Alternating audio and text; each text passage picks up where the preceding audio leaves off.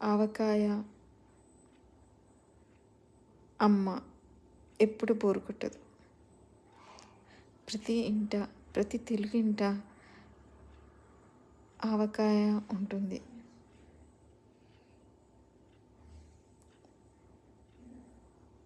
ముద్దపప్పు, వేడి వేడి అన్నం, దాంట్లో ఒక ఆవకాయ పచ్చడి వేసుకొని కలుపుకొని తింటుంటే ఏ బిర్యానీ కూడా సరిపోదు దానికి. మన తెలుగు ఇంటి రుచి ఆవకాయ. ఆవకాయ, అల్లం పచ్చడి, నువ్వుల పచ్చడి, ముక్కల పచ్చడి, ఇలా ఎన్ని వెరైటీస్ తిన్నా మామిడికాయలో ఆ రుచులే వేరు.